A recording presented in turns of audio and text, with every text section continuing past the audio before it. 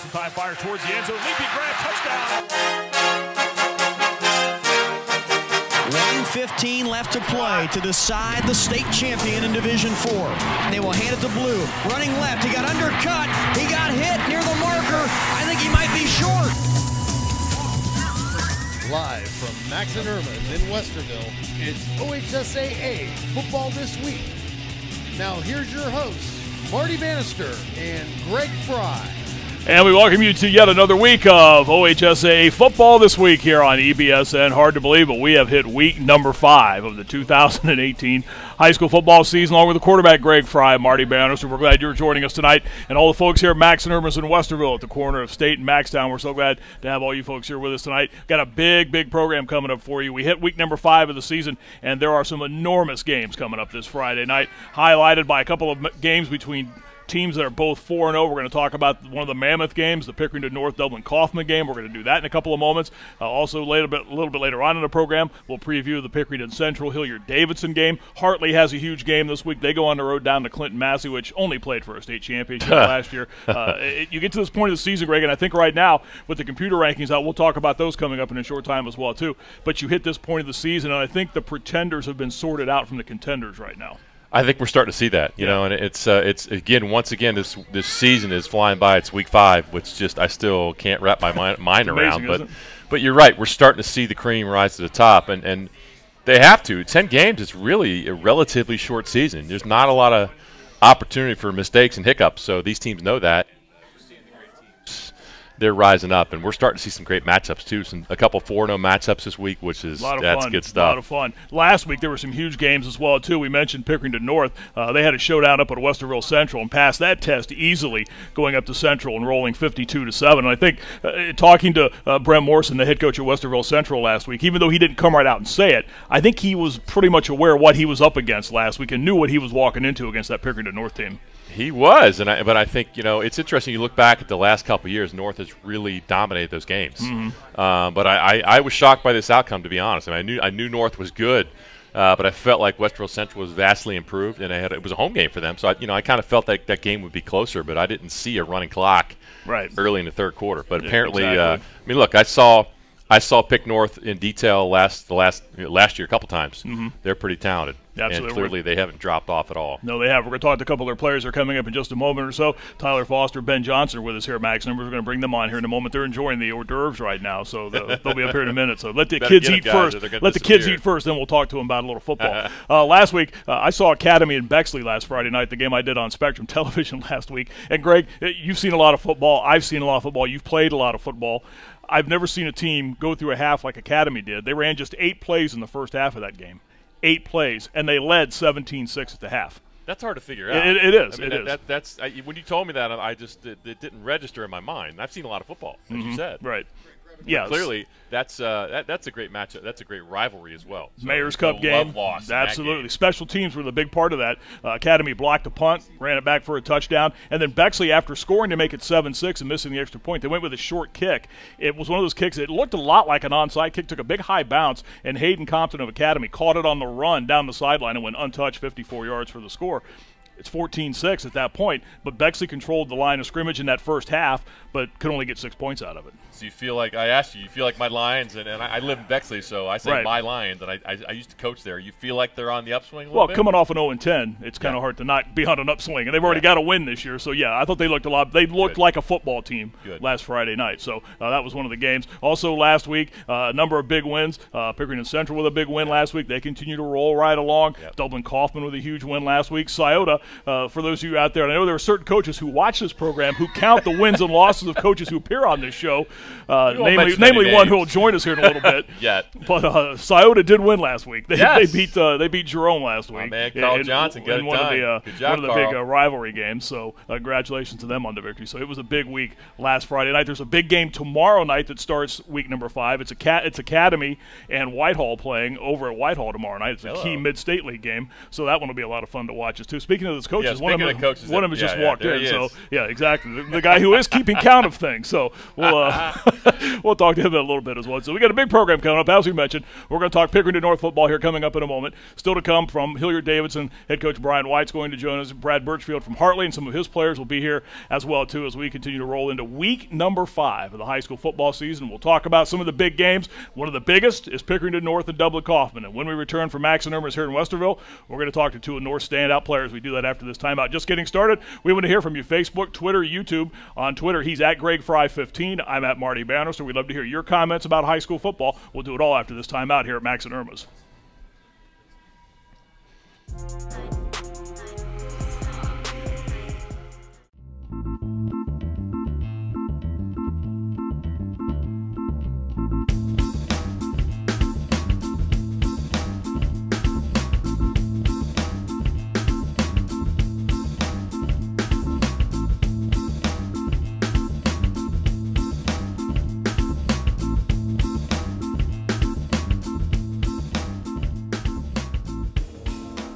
Powerball.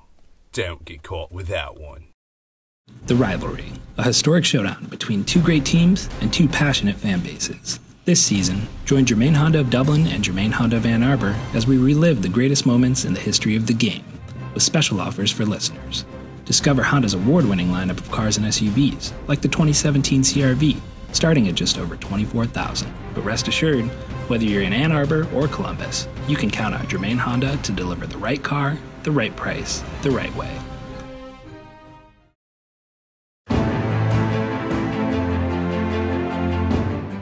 It really is the difference between winning and losing, being able to get your hands inside, defeat blockers, and it works at all positions and all skill levels.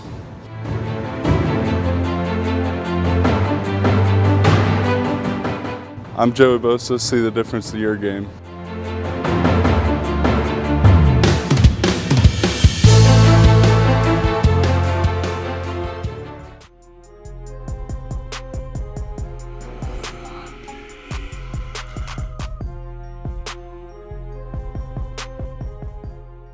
Back and forth, so.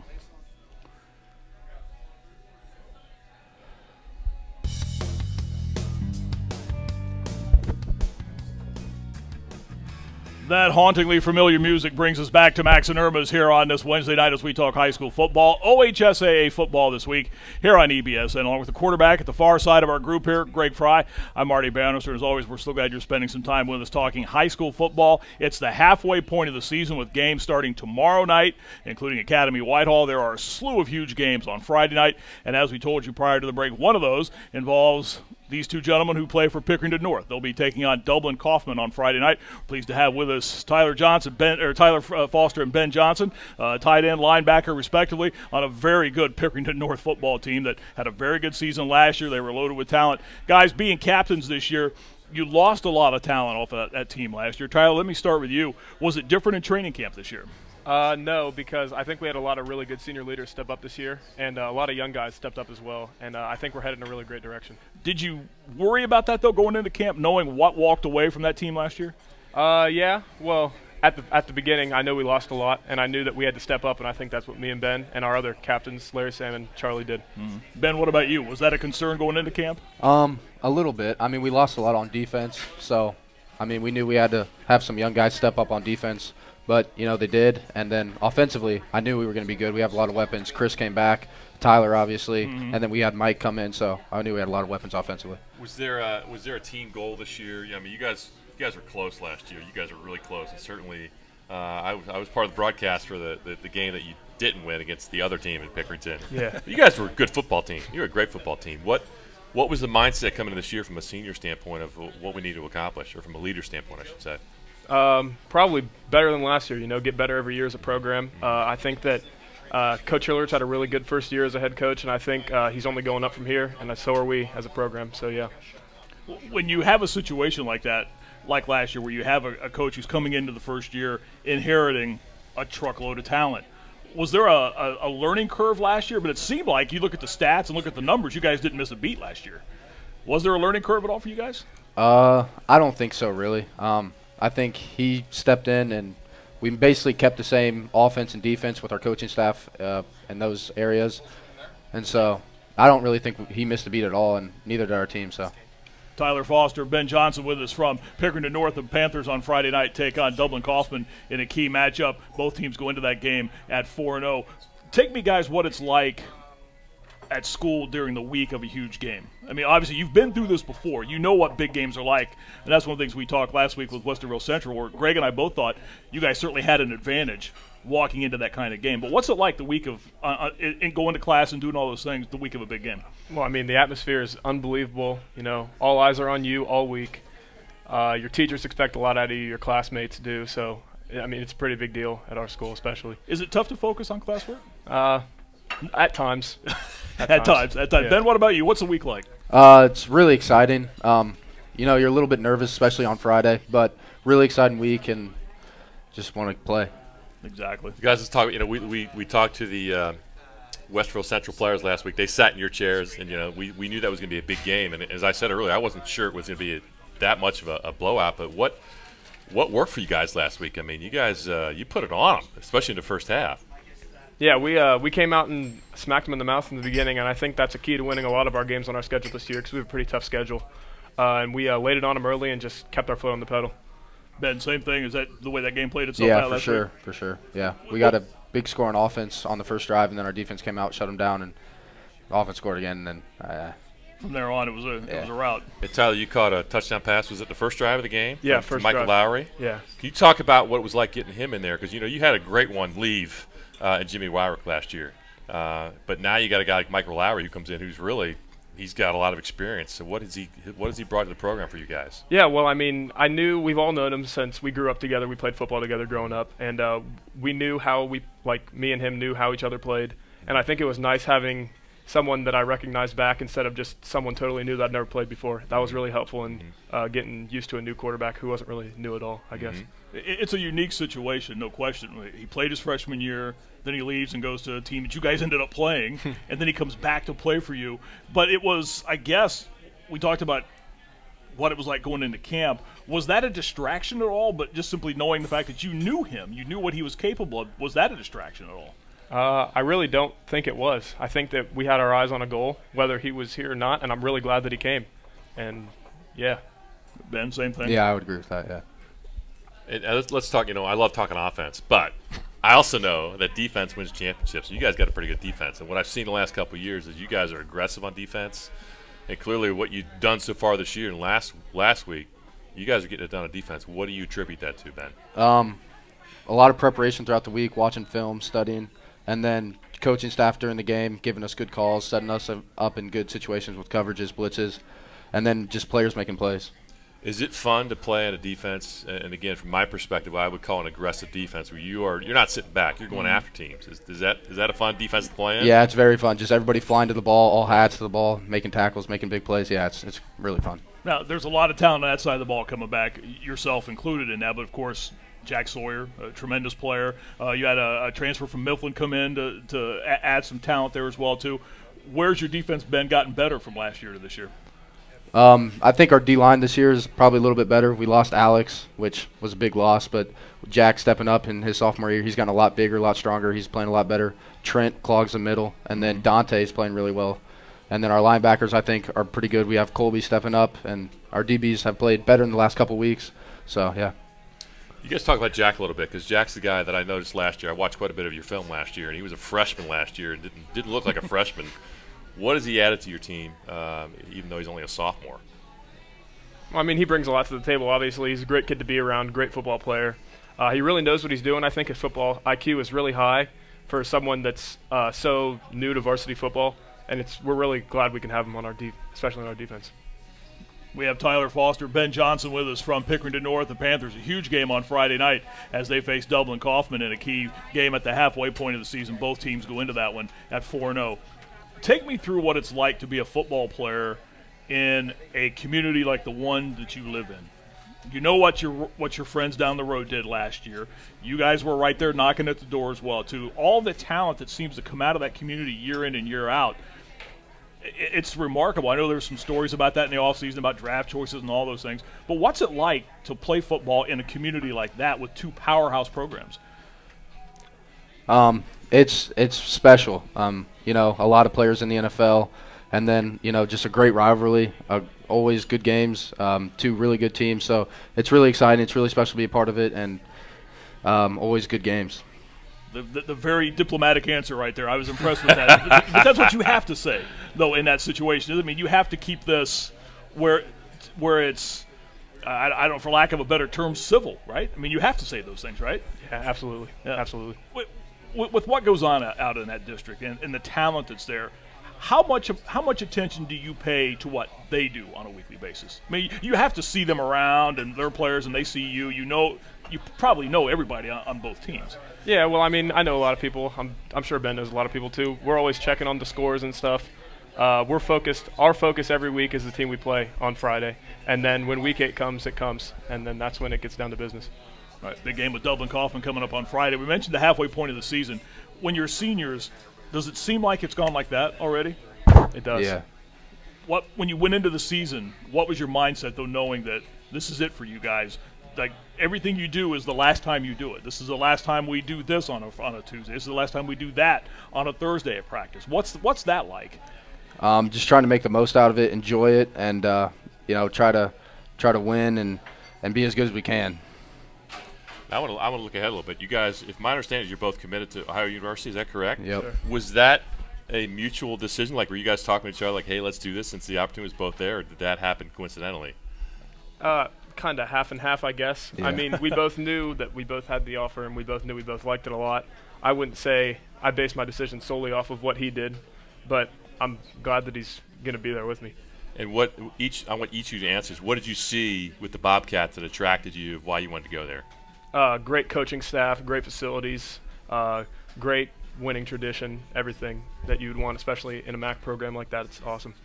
Yeah, I would agree with that. Really nice coaching staff, good facilities, and you know, a good winning tradition. Now there's a coach on that team that I know pretty well, Scott Isfordine. Did he recruit either one of you guys? Did you meet him at all? No. Okay, Nah. he's the quarterbacks coach, so you got to watch that guy. Okay, Yeah. just make sure that you stay off that side of the football. For you, Tyler, tight end, the things that you do on offense, where have you gotten better last year to this year? What did you work on in the offseason? Last year to this year, I really improved my speed a lot. I think last year I struggled with speed in open space, and I think I've gotten better on that. I've also improved my blocking, specifically run blocking, and I didn't pass block that much last year. I'm probably not going to this year either, but just run blocking off the line, I think I've gotten a lot better from that standpoint. Well, I'm sure you know that in past years, tight ends were always just big guys on the end of the line, an extra blocker. But now you see the Tyler Eiferts, the Gronkowskis, the guys that do all those different things. How much has that changed the position from what you've been able to see? Well, I think that they've become more passing threats than I thought they would be when I was a kid. Granted, I didn't really play tight end my whole life. I played wide receiver. But as my size increased, my position changed, and I'm glad that it did because I really enjoy tight end. You have a favorite out of those guys in the tight ends? Gronk. Yeah, that seems to be the one, and for obvious reasons. Ben, what about you? Take us through the steps of from last year to this year of getting better and the things that you did in the offseason to make yourself a better player. From last year to this year, really tried to focus on like building muscle and getting a little bit bigger. Last year, I think I was a little bit undersized. Also, I think just naturally got faster. I ran track in the offseason, so I think that helped. And then just trying to be a leader for the team. You know, not so much vocally. I always haven't ever been really super vocal, but just by the way how I act and stuff throughout school and then on the field as well. Is it hard to become vocal if you're not vocal? I would say a little bit. Obviously, the more I'm around the team and with them, you know, the more I'll joke around, have fun with them. But I still think it's a little bit challenging. But you have to know, though, that guys are looking up to both of you guys. I mean, everything that you do, there's 60 other players who are watching you guys among the captains, what you do. Does that make things a little different for you every day practice, knowing you can't take a play off? You can't skip a class. You have to be those type of things every day. Yeah, it does. I think that it's good to have people look up to you, especially as a captain of a football team.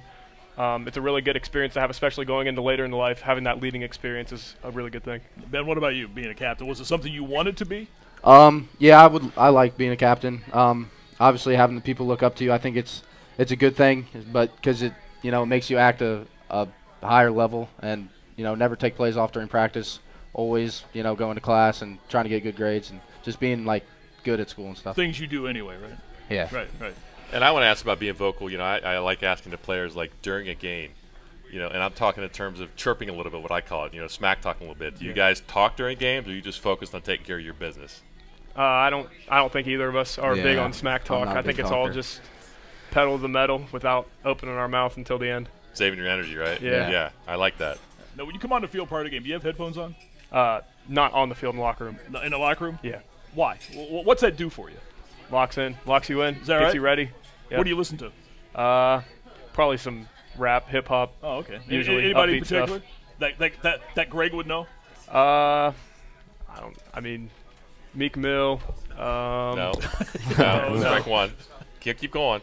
We're always AC/DC? curious. AC/DC? Yes, Thunderstruck, Okay, baby. cool. There you go. Yeah, Ben, Hell's what about Bells. you? I listen to music sometimes on the bus ride there. Yeah. I like some rock and roll. Yeah, just gets me going a little bit. Take me through the bus rides. What is that like on your way to a game? Is a lot of programs have different things. Some say you can't talk on the bus. You got to be quiet. What about for you guys? What's it like going to a road game?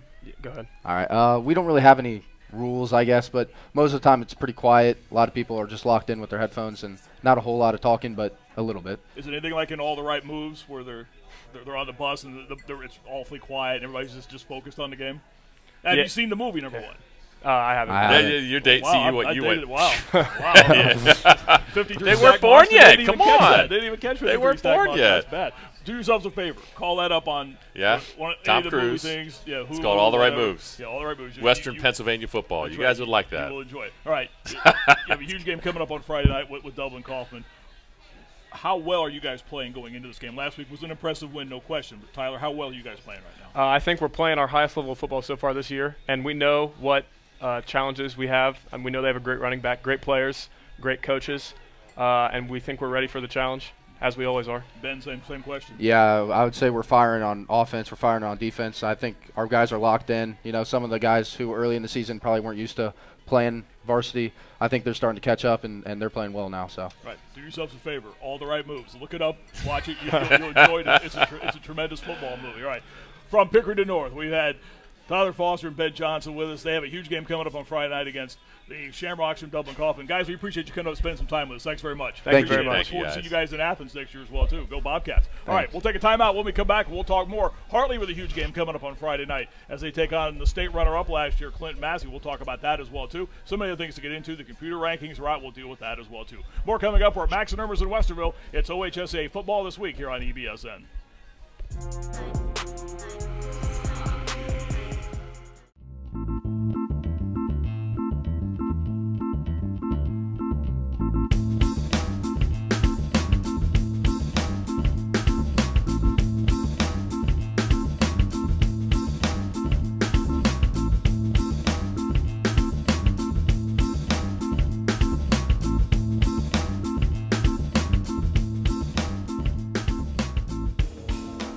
Powerball.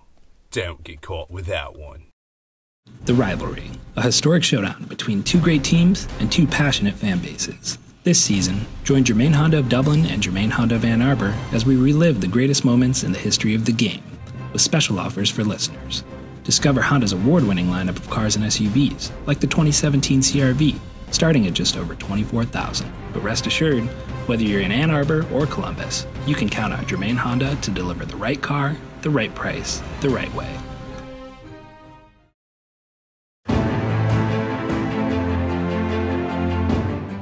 It really is the difference between winning and losing, being able to get your hands inside, defeat blockers, and it works at all positions and all skill levels.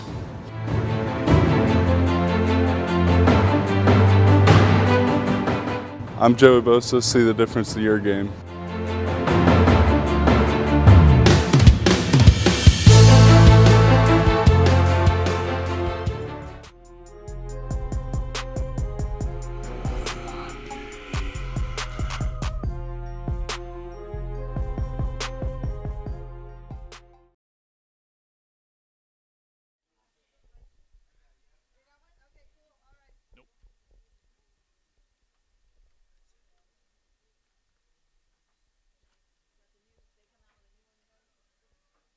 Nothing. Am I in the right? Am I in the wrong?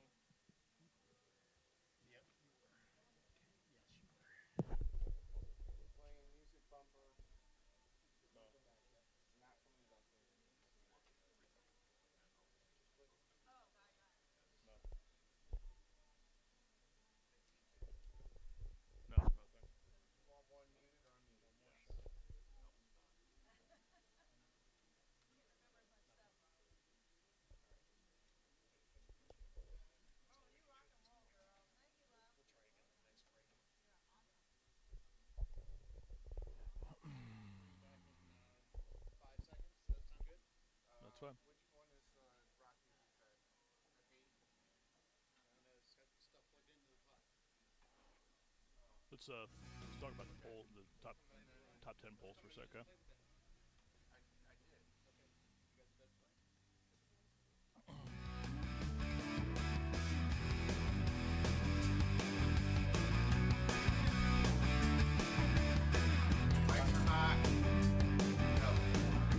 Okay? And we welcome you back to Max and Irma's on this Wednesday night. This means high school football here at Max and Irma's, and we're so glad to be here. Thanks to the folks at Max and Irma's for having us out each and every Wednesday night. Along with the quarterback Greg Frey and Marty Bannister. We're glad you're with us tonight talking high school football. Week number 5 of the high school football season this Friday night.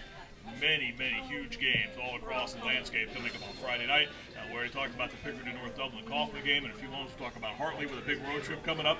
Brad Birchfield, a couple of his players are here, and we'll talk about that coming up as well, too. We're going to get into the computer rankings coming up a little bit later on, but Greg, let's take a moment and look at the AP rankings, which are out for the second week after coming out last week for the first time. Division I, Cincinnati Colerain still remains number 1. Locally, Pickering Central is 3, Pickering North is 4, Hilliard-Davidson is 5. Reynoldsburg, which got a first-place vote, checks in at number 6. And Dublin Kaufman tied for 10th with Solon in the state right there. Anything surprise you in that top 10? I mean, not necessarily. It's still early enough that you're going to see some flip-flop in there. But I guess for me personally, I can't imagine how Pick Central is not number 1. And Mentor's a good football team. So is Colerain. Colerain's a very good football team. Colerain beat St. X. That's obviously a very much and LaSalle, 2 quality wins. But you got the defending champs, undefeated, and been very dominant so far in Pick Central. I clearly believe they should be ranked number 1 until they prove otherwise. Lakewood St. Ed at number 9 with a couple of losses, but that's based obviously on schedule and things like that. So that's not all that surprising. They beat Elder last week, so they're bouncing back. They started 0-2, so they had a rough go with a very difficult schedule. They lost on a Hail Mary, so that's a team that probably should be there, even though the record's 2-2. Right. Division II, Archbishop Hoban out of Akron, the defending state champs, number 1, followed by a very good Toledo Central Catholic team, Massillon, Washington, Avon Lake, White House, Anthony Wayne, Wadsworth, the Troy Trojans, Cincinnati LaSalle, which has won a number of state championships. Division III, Dayton Chaminade Julienne's number 1. The Bishop Hartley Hawks check in at number 9 in the state in Division III. In Division IV, St. Mary's Memorial out of the northwest part of the state. Our friend Michael Hearn calls that school's games, and that's a very good football program. Year in and year out, St. Mary's, the Rough Riders, and the number 1 in Division IV with a mark of 4-0. Looking down that little ways, there's Steubenville hovering around at number 7. How about that? Reno Sockhosh is yes. Big Red with a mark of Big Red 3-1. Yeah, they're always a danger. Clinton Massey, you need to mention Clinton Massey. Clinton Massey, 6th. that's right, and they'll have Hartley on Friday night. That tells you how big that matchup is. Absolutely. In Division V, Genoa area is ranked number 1 in the state. Amanda Clear Creek is number 8 locally. Johnstown Monroe, which was number 1 in the state last week and lost to Granville, tumbles all the way from 1 to 10 in the AP poll. In Division VI, it's Coldwater at number 1, followed by Maria Stein, Marion local. Grandview Heights, number 5, the Fighting Lachey's at 4-0 on the season. Move over to Division 7. Wait. Yes, Division 6. Yes, Division 6. Coldwater's 1. Yeah. Marion Local's 2. Right. Kirtland's 3. Right. I mean, you can't get 3 better programs. 1, 2, 3. Absolutely. That part of the state. The odds of one of those 3 winning a state championship are pretty good. Like 1-1. Yeah, pretty good. Yeah, pretty good. Sorry about the other teams. That's what the history's been. In Division 7, Harvest Prep out of Canal Winchester, they're ranked number 2 in the state. Good job, Harvest and that Prep. rounds out Division 7. So those are the AP rankings. We'll talk about the computer rankings coming up in just a little bit. But when we return after this quick timeout, the head coach of the Hartley Hawks will join us. Brad Birchfield will step in between Greg and I. We'll talk about his football team. Then we're going to hear from a couple of his players. We're going to let them eat first, and then we'll talk a little Hartley football coming up. So the Hawks are the big game on Friday night as they take on Clinton Massey. We'll do all that when we return. This quick timeout.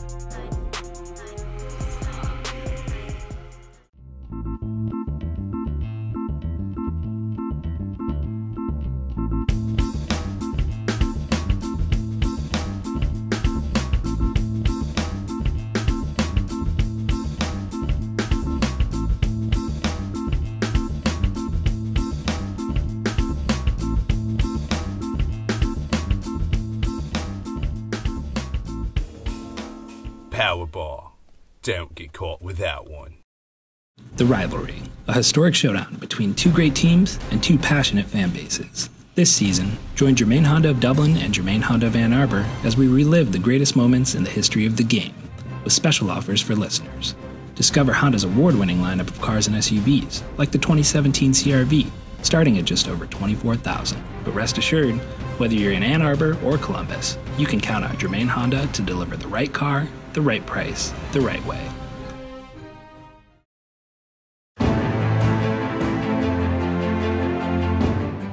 It really is the difference between winning and losing, being able to get your hands inside, defeat blockers, and it works at all positions and all skill levels.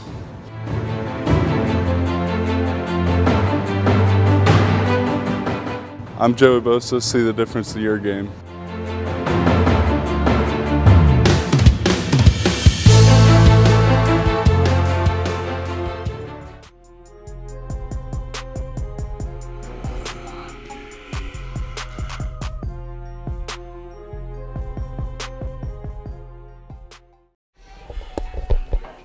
Back. And we welcome you back to Max and Irma's. It's Wednesday night. That means high school football. As coming up, it's week number 5. He's the quarterback, Greg Frey, Marty Bannister. So glad you're with us here tonight as we talk high school football. We've already got into one of the big games in the area. That involves Pickerington North taking on Dublin-Kaufman. Another huge game involves an area team going on the road. A very difficult stop awaits head coach Brad Birchfield's Hartley Hawks. They go to Clinton Massey for a heck of a non-league football game. Coach, first of all, we appreciate you spending some time with us tonight. This part of the season, you're to week 5. What's a game like this do for you week number 5 of the season? You know, everything is geared towards us being good enough to compete for a state championship at the end of the season, obviously be your best in November. And these kind of games have to prepare you that way. I mean, you're playing against a great team, no weaknesses, really well coached. They're going to be really well prepared. I mean, they're just not going in trying to get through and hoping they can compete with us. You know, they're playing to beat us, and they know the right way to do it. And, gosh, they've done it before. So, you know, it prepares us that way. We've got to be good, you know, as simple as that. And it takes you into an environment that you will see down the road, be it in the CCL, be it in the playoffs. That's a playoff-like environment you'll see on Friday night. Yeah, I don't think that affects us too terribly much because we're so used to playing those kind of games for years. That's how the kids grew up. I don't think the kids would, you know, I don't think they would know the difference playing in front of a docile crowd. Is that good, though? It is. They can walk on the field knowing that it's just, to them, it's another game. Yeah, it just is. I mean, our kids are pretty grounded, pretty focused on trying to be the best they can be, trying to, you know, do the best they can to win the game, and focused on assignment-oriented. They don't get into too much of that. Well, Coach, I mean, you're no stranger to big games. You started out your season playing at Toledo Central Catholic and then Wheelersburg the first 2 weeks. Those games, that was a pretty difficult schedule to start the season. What did that do for your team? Well, I think it, you know, the simple answer is, like I said, we're used to doing those kind of things. We're used to those kind of games. You point to the schedule. We don't lie to the kids. We don't say everybody's just as good. We know who the good teams are and the teams that aren't as good. So our kids expect that, and they thrive off that. But also it keeps a great sense of focus all the way through the offseason. So those guys who are trying to motivate their kids in the weight room or to do well or to practice hard, I don't know, to try hard, whatever they do, you know, we really don't have to do that because we know how well Clinton Massey is practicing, or Toledo Central Catholic, or Wheelersburg, or DeSales. You know, they're doing really, really well. We've got to be better if we're going to beat them. So it gives them a good sense of direction and motivation. As a coach, when you go into your season, you know, a lot of times you kind of have a feel, but you don't know for sure. Was there a point in time early in the season when you kind of thought, okay, we're going to be pretty good? Well, I always think we're going to be pretty good. I think we've got great kids who do what we ask them to do, and they give everything they have. You know, the camaraderie is always the thing that has to be developed. Coaches will talk about developing that in the offseason. Surely there's a part of that it is true, but you really develop it through the season. You know, these days have been really hot and difficult. Playing against tough teams, you know, we got a whooping week 1, and you see your camaraderie when you get that. Anybody can see their camaraderie when they're up 42-0. I mean, everybody likes everybody when that happens. So that always has to be developed. No matter what the team is, it always has to be developed. We're kind of unique as well. We've played so many games through the years. We're really not as good as what we're going to be till we get about midseason and maybe on. I've witnessed that. Yeah. I mean, the offensive playbook is, you know, there's a lot there, so we really don't know what we're going to be good at doing. I've had years where we've been really good at running the sweep or running the jet or running power or whatever. Now we've got a pretty dynamic quarterback who can run it and throw it. You know, we want to use him. So we don't know what we're good at, and playing the schedule we play, not to belabor that, it makes it difficult because, you know, I don't know how you figure out what you're good at doing when you're playing Toledo Central Catholic, you know, or these other teams. Brad Birchfield, the head coach at Hartley, with us here at Max and Irma's here in Westerville. We're with you up until 9 o'clock tonight. Questions or comments for Brad? If you want to say hi to the Hawks, you can do that. Hit us up on our Facebook page at Facebook Live, where you can find us on EBSN, or on our Twitter page as well, too. And you can also say hello to Greg at GregFry15. I'm at Marty Bannister. Hartley plays Clinton Massey Friday night. Yeah, I was going to ask, you mentioned your quarterback, and before we ask that, you made a comment about. See, it always goes back to the quarterback. Sure, it always absolutely. goes back to the quarterback. He said it Touching first. the ball every time. I was going to ask it, but he brought it up, so I got to dove right in. That was a softball. But one thing I noticed about watching you guys is, to me, it seems, and you mentioned it, the deeper you get in the season, the more efficient you guys get offensively. And as I see you guys get to Week 10, Week 11, Week 12, you're a dangerous team to play because you're in such a groove offensively because of the type of offense you run. Yeah, and I think there's data that backs that up. Since 2010, we've lost one game after Week 5. And I don't think that's by accident. We're always playing tough people, but we're getting a lot better, and you can physically see the kids get better every day during practice. I don't know every day, but through the practices you can see them. Well, we were kind of constantly coaching this up. Now we're not coaching this up anymore, and we're better at it, or whatever that may be. So you can kind of see that as the years go on. I think that we're certainly not scientific. We do the same things every day. We're just trying to get really good at them. And I want to ask because I've watched you guys play, and I have tremendous respect for what you guys do, both sides of the ball. But offensively, to the outsider, you look different.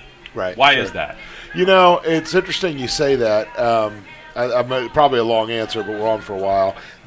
We look back. Clinton Massey whooped us in 2012, so you got to take a good hard look at that. I mean, their coaches are great coaches. They're going to do similar things. They're going to at least look at similar things that whooped us, the years ago. We look much different today than we did then. Philosophically, there were things that were similar, but we're just a different looking team. We're crisper, we're faster. We had great players on both teams. I mean, there's no question, but we're just better. We're getting better as the years go on. I think that what we do may or may not be unique. It helps us the best to prepare to win. It helps us win the most. No one in the history of Central Ohio football has won like we've won the last decade. I mean, it's indisputable. And so it's the best way to do things. No one could. I had a coach one time tell me, "Coach, this was 2015, end of the season. Coach will remain nameless, but he said you're going to have to throw the ball a lot better if you want to beat somebody who when you get in the playoffs." Well, we ended up winning the state that year, and I don't know. I don't know if we could have got better than that. But with all due respect to this guy, I appreciated what he was saying. But when we play somebody who's toe to toe with us, that's all the more reason to get it to the fourth quarter and see who can be the best then. Yeah. So it just gives us the best opportunity to win. And everybody likes to throw the ball around. I love it. We certainly want to throw it. Our quarterback's great. Our great receiver, Phillip Cole's, as good a receiver as we've ever had. And Angelo Evans is not that far behind him. They're terrific players. And we're going to get them the ball. I mean, there's no question. We're going to throw them the football. I mean, it's not archaic. You got to get first downs. You got to score. But what gives the defenses the most opportunity to prepare for us? All the onside kicks, all the fake punts. It all goes into that. We're going to do it. People have to prepare for it. And it takes time and it takes effort. Like, we're not just running a fake punt so they practice against it. We're running it because we want to get a first down. And if you're watching this, if you haven't seen these guys play, I encourage you to watch them play because we're going to have Brian White on tonight. And to me, you guys have similar strategies offensively, a little bit different, but heavily run-oriented. But I would say from watching you guys a lot, you attack defenses surgically better than most coaches. Well, and you also, what impresses me is you guys coach, what you're coaching. Try to, yeah, and sure. And that makes a big difference, because sure. You don't have to get flashy. And, you guys aren't necessarily flashy, but you're really good at what you do. I think there's a couple parts that I was listening to. You talked about St. Ed's. Coach Lombardo has a podcast, and he was talking about the gimmicky offenses. And we're certainly not a gimmicky offense, but I think that we try to know what we want to coach. Like, I don't think if I wanted to run the, we're going to run the Texas Tech stuff, the spread, the hurry up, all that kind of stuff. It would take a long time not only to implement, because you could implement it tomorrow, sure. but it would take a long time to correct and learn where the corrections were. And I wouldn't know. Like, they want to throw those tunnel screens. Those are great plays. But when a guy gets like 1 inch from your face with really long arms, I don't know what we're telling him. We're cutting splits down. We don't know how to coach that as well. I think that what we know if this really big guy is taken away, he's playing a hard 5 technique, I think we can kind of play around and we know what we want to do with that. We know how to coach it. Certainly the kids believe in it. I don't think it's science. We're trying to get our better players where their guys aren't as good. And then if we have more space to do it, it's good. Sometimes we do, sometimes we don't. So eventually, I want to get to the quarterback. So Miles Fleming, he was a sophomore last year. He played a little bit, got some experience on varsity. He's junior this year, very athletic quarterback. What's he bringing to you this year offensively? Yeah, he's brought everything to us. Our quarterbacks have been tremendous. Every quarterback that we've had has either won the state championship or their league championship, or these guys have been great guys, and they've set the table for the next guy down. So there's no question of that. Miles is a little bit of a different cat because he's so athletic. We've watched him since he was in 4th grade and kind of groomed him to be ready to go, and he has bought into that. And his dad played on the state championship team in '86, so there's a deep sense of pride in him wanting to do the very best that he can for the school. But he's so athletic and so smart. He's an honor student and has really become a good leader for us. It's difficult when you're a 10th grader. You're not a leader, and it's difficult to be a leader, and that's unrealistic to say. Listen, our seniors who are 18 years old, who are unbelievable kids, they're 18-year-old kids. The term leadership we want to throw around, it's difficult. It's difficult for me, and I'm an old man, so let alone the kids. So to put him in that position, I don't know that that's always fair. He's embraced it, and he's done awesome with it. So coachable, such a great kid, and obviously the fastest player we've had, and unbelievable player. I'm anxiously awaiting for your podcast. Will that come at any time soon? You talked about that other podcast? I don't know when I'm going to squeeze it in. I don't know when I'm going to squeeze it in. Try to work it into your schedule. Absolutely. I asked you a moment ago about going on the road and taking your team into the environment that you'll go into on Friday. As you mentioned, you've played in those so many times. The challenge is still fun, though, isn't it? I mean, getting on the bus on Friday, going down the road and playing a game like that. It's nerve-wracking, and it's you want to go in with great sense of confidence, and the kids are certainly more confident than us as coaches always. But it's always fun to play somebody really good and know that you got to be at your best because they're going to be at their best. And these are mirror image of football teams. I mean, they are physical football teams. They're going to come and smack us. We're going to run power, and they're going to run power, and it's just going to be a great game, and you just don't know. I mean, you'd like to sit up and say, we're going to be able to do this to them, and they're not going to be able to do this to us, but you're playing, a superpower. You don't know that. Right. Who has any idea? So that's the nerve-wracking part of the whole thing, but it is fun to play. The kids thrive off of having the eyes of the state of Ohio on them. It does prepare them because win, lose, or draw, however this works out, we're going to go back and say, this is how good you have to be to win a state championship. I promise you, Hartley and Clinton Massey are both going to have a say in who wins the state championship. And what time does this game kick on Friday night? 7 o'clock. So I'm asking that because it might be over by 9 o'clock. Yes, it might be. The over/under is going to be 2 hours, and it might be under. Right, because of the style. The ball is going to move quickly on the ground, and that's because that's what you guys both do very well. Exactly. We're going to get you players up here in a couple of moments. I want to ask you a couple more questions before we let you go. I was on the field. I remember talking to you. I called the game against Wheelersburg, and you probably won't admit this, but I told somebody in the press box, and I went back upstairs, there was a quiet confidence about you. After what you had gone through the week before with Toledo Central Catholic, you were still walking onto the field against a team that's absolutely loaded and will have a say in that division's championship, I think. What was it, though, when you walked onto the field? Because maybe I'm wrong, but to me, you looked like you were quietly confident about your football team that night. Oh, I don't know that we've ever been real confident against a team like that. You just don't know how it's going to play out. No, I understand what you're had that mindset that you knew your kids were going to play well. You don't know, how it's going to play out, a team that well-skilled and that well-coached. And that's the common denominator here. Listen, there are some great coaches in the state of Ohio and in Central Ohio, but there's many that are not. There are many that are football fans, to be frank. I mean, that's just the way it is. When you play at Wheelersburg and Clinton Massey, Toledo Central Catholic, those are real coaches. They know what they're doing. They know how to teach it. Like, they're not going to put one guy on the outside and you have two guys. It's real simple to see how this all works. They haven't been scheming up what they saw John Gruden do in his whiteboard or whatever. I mean, this is real coaching. And those guys are real coaches at Wheelersburg. They know what they're doing. I don't know that we were confident because we had taken such a handling the week before. But you do think that there's certain things that you would like to see get accomplished. And when we started so fast, it put them behind the 8 ball, and we like that. No question. A lot of that centered on this young man, Miles Fleming, who played very well. Philip Cole was sensational that night. A lot of things went well. You got a couple of players with you. Why don't you tell us about them before we bring them up? Yeah, Nate Jackson, who is our center, a multiple-year starter for us, one of our captains, and then Ryan Huser, who is our free safety, and obviously a multiple-year starter for us, and is our captain as well. Great players, heartbeats. They're leaders of our school as well as leaders of our football team. The reason why we've done so well. These kids have a great indebted spirit to the tradition of our program. Nobody wants to let it down. How important is that? We'll let you go on this. You said they're leaders in the school. How important is that? Yeah, I listened to you talk to the previous guys, and they talked about how football was a really big deal. And football is a big deal at our school. I mean, again, we've won more state championships than anybody, but you walk in our school, you wouldn't know it's game day, and nor should you. I mean, I'm different than other people. I'm good with how other people do it, but our volleyball team's gonna have a chance to win the state championship. You wouldn't know if those girls were, on the in the know team or on the volleyball team. That's the quiet confidence, because you don't have to be whistling through the graveyard. You don't have to tell people you're a player. You don't have to beat your chest. You just go out and try as hard as you can. And you know what that does when you do take a loss, which you've got to be good.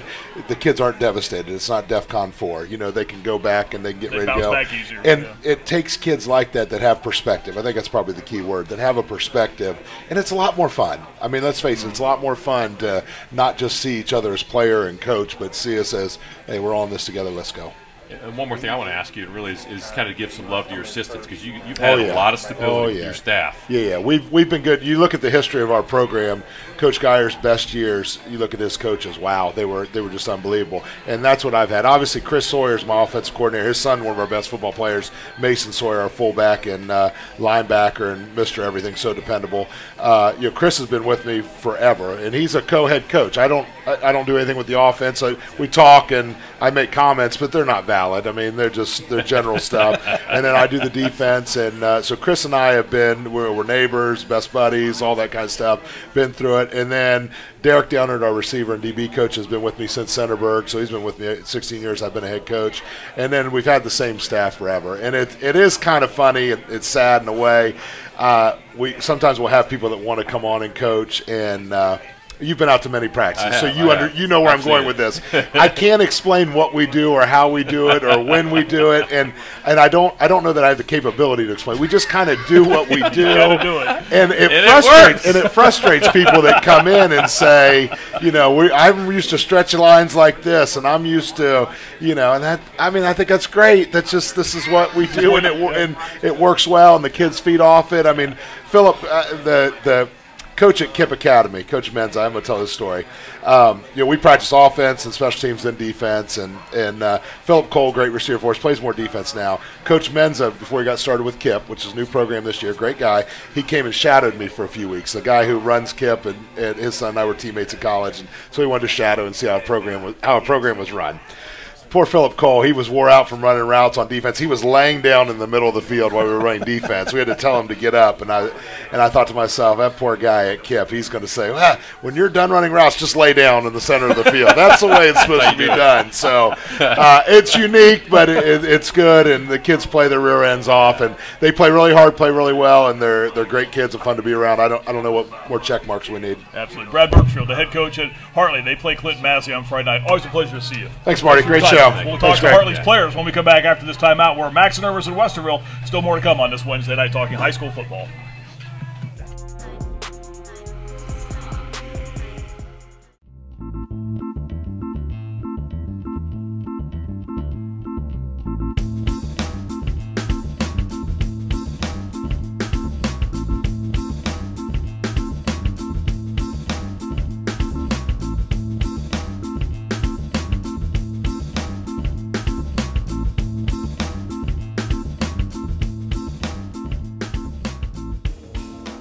Powerball.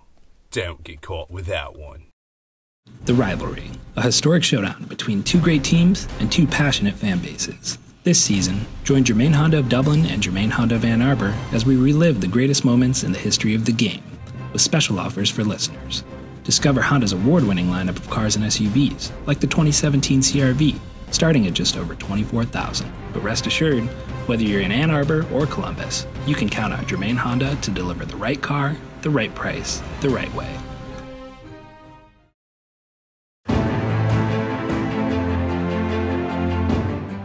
It really is the difference between winning and losing, being able to get your hands inside, defeat blockers, and it works at all positions and all skill levels.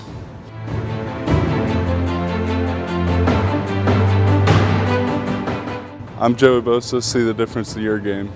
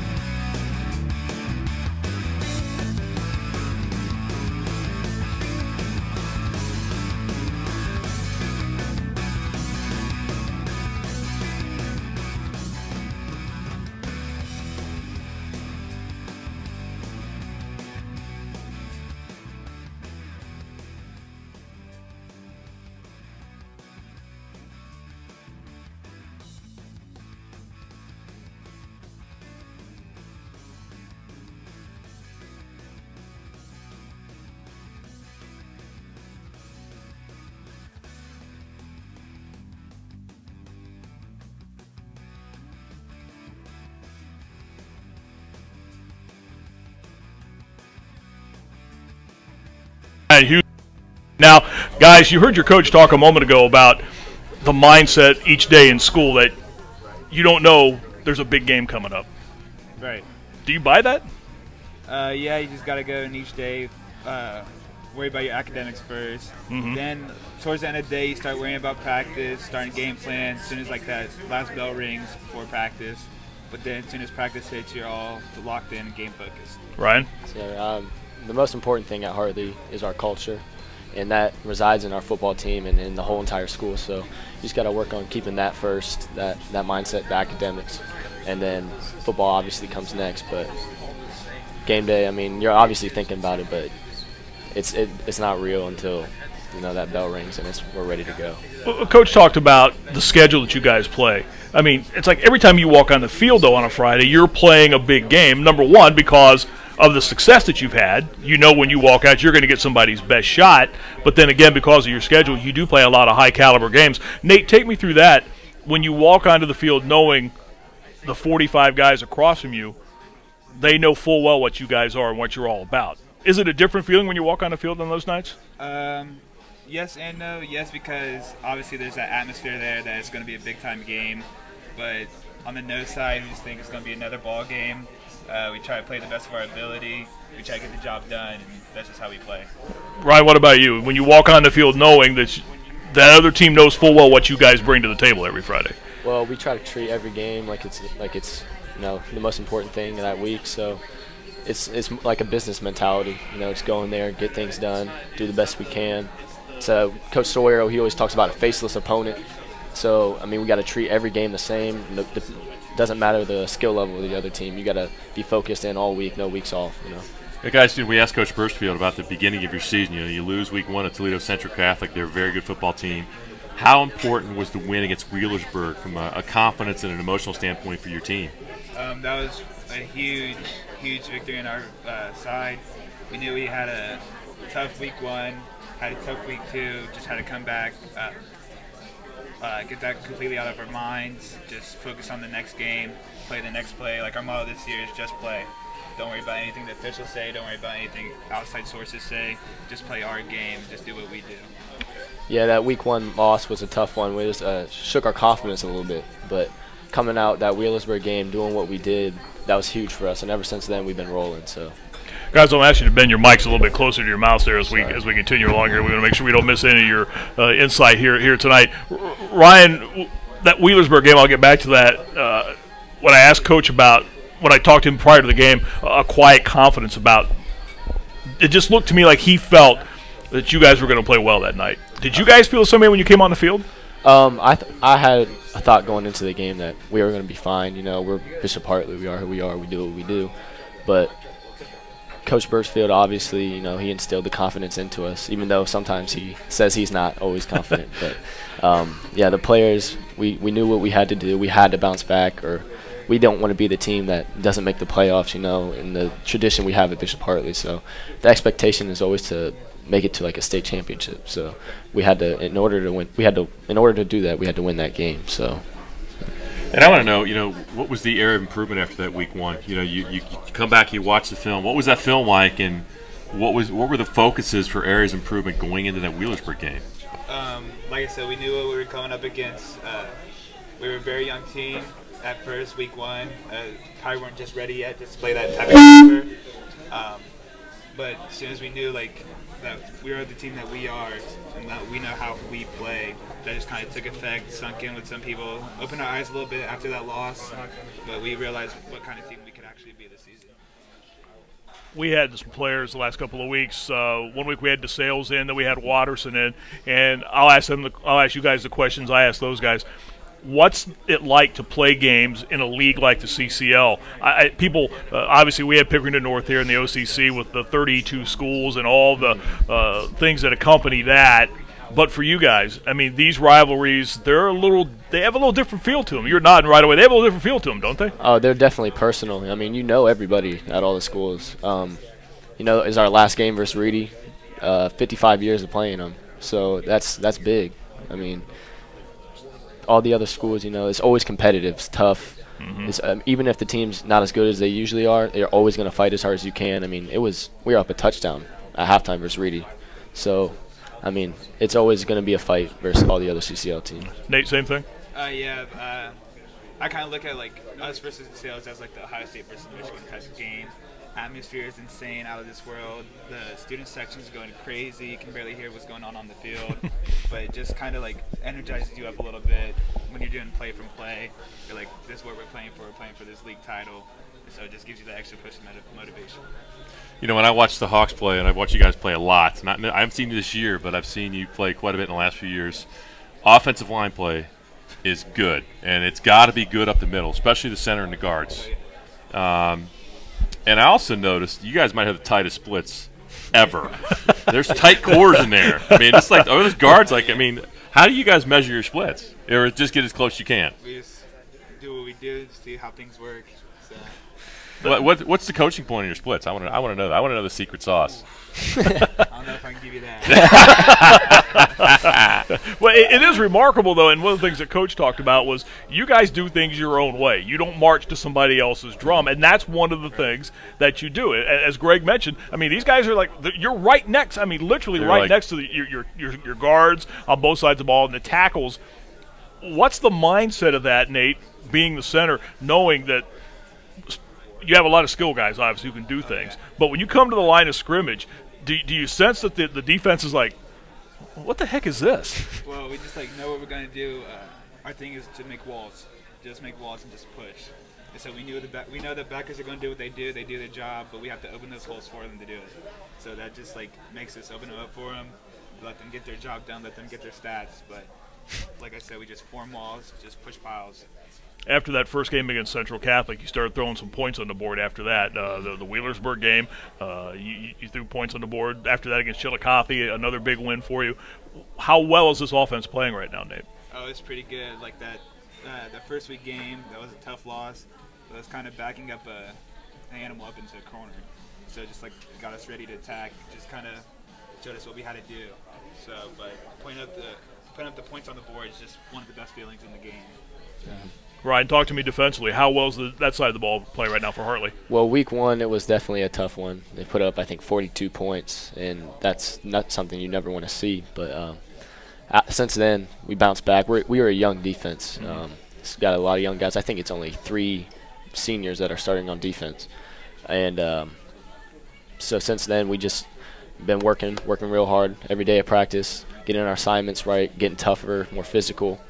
Ever since then, you know, we've been rolling on defense and doing our job.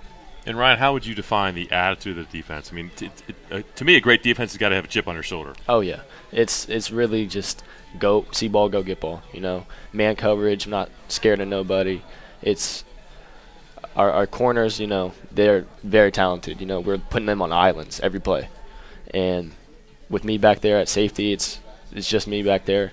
It's really all on the linebackers and the D line to make the plays. So we rely a lot on those guys, and they definitely do have that mentality. That's a great point, because in the Wheelersburg game, you were facing probably the top wide receiver, certainly in that division, and maybe he's certainly in the top, I think, 5 in the state, in Tanner Holden. You guys took him out of the game. I think he had one catch where he was able to get some double-digit yardage. But other than that, he didn't take the game over, which he's completely capable of doing. Oh, yeah. I know it was a focus coming in, but it seemed like you guys did what you had to do to make sure he wasn't a factor that night. Yeah, he's a really good player. We put George on him, junior corner. He shut him down. He had a pick 6 at the end of the game. Right. George did a really good job on him, doing his job, doing what he needed to do. And, it's just really nice when you can rely on somebody like that when they have that big of a responsibility and they get it done every week in, week out. We have from Hartley Nate Jackson and Ryan Huser with us. The Hawks go on the road Friday night down to Clinton Massey. They got a very good football team which played for the state championship last year in their division, lost a wild game to Steubenville in the state title game last year. Ryan, you said something a moment ago that I want to get both your guys' thoughts on. You said we don't want to be the team or the class that doesn't go to the playoffs for Hartley. Mm-hmm. Now, obviously that's in your mind. Oh, yeah. How much do you think about that, though? Well, first, it's the playoffs come first, but it's even beyond that. We don't want to be the team to, not saying anything about last year's seniors, but we don't want to be the team to lose, to not make it to the Final Four, to the states. Our first 2 years we were state champions. I mean, neither of us played. We were on the sidelines, but it's just seeing that, being a part of that. You don't want anything but that once you've been a part of it. I mean, that's the goal for everybody, but when you've lived it, you don't want to do anything but that. Nate, what about you? I agree. Playoffs are number thing on our minds. Like Ryan said, it would just be horrible to be that class to not make the playoffs. It's just like last year, it was one of the worst feelings, just losing that game. Yeah. Put angry, nasty taste in our mouth for this year. But I feel like that kind of gave us motivation to we came back hungrier than ever. Had a great summer camp, grinded this offseason in the weight room. But we all knew what our goal to achieve was. Like Ryan said, back-to-back state champs. We didn't play it, but just experiencing that on the sideline is one of the best feelings in the world.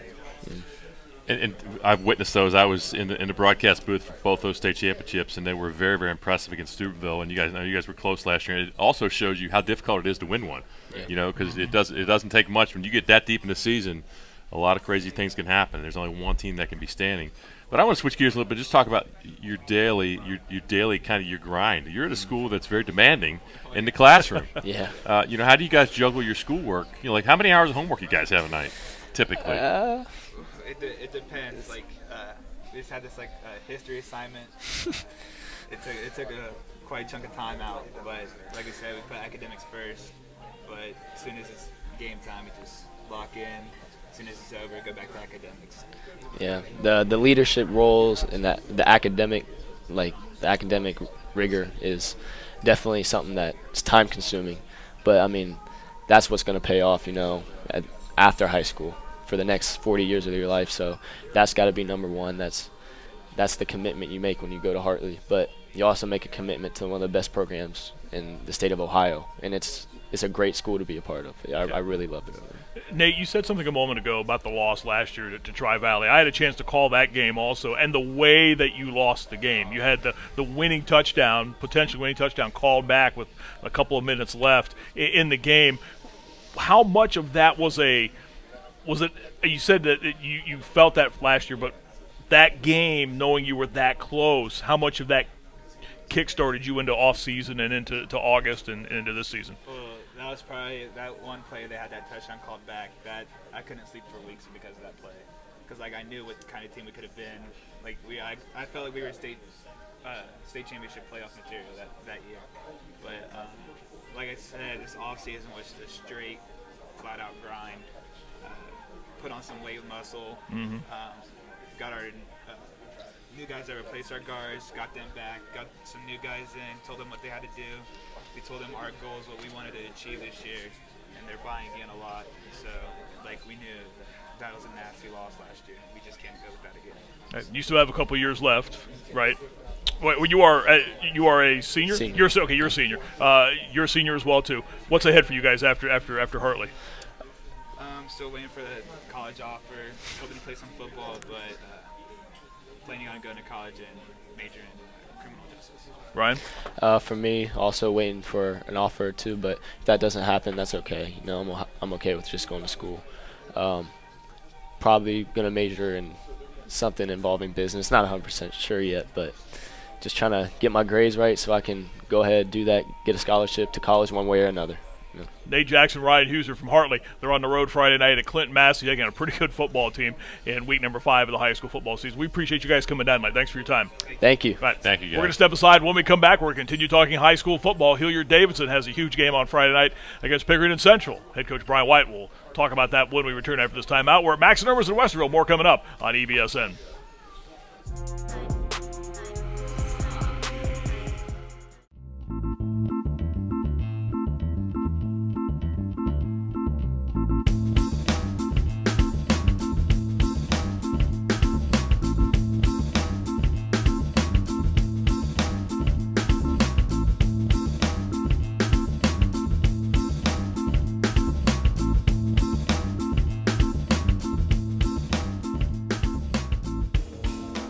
Powerball. Don't get caught without one. The Rivalry, a historic showdown between two great teams and two passionate fan bases. This season, join Germain Honda of Dublin and Germain Honda of Ann Arbor as we relive the greatest moments in the history of the game, with special offers for listeners. Discover Honda's award-winning lineup of cars and SUVs, like the 2017 CR-V, starting at just over $24,000. But rest assured, whether you're in Ann Arbor or Columbus, you can count on Germain Honda to deliver the right car, the right price, the right way.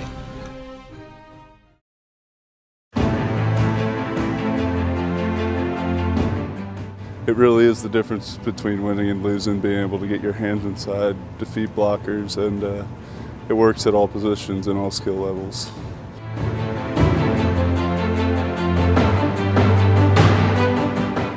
I'm Joey Bosa. See the difference to your game.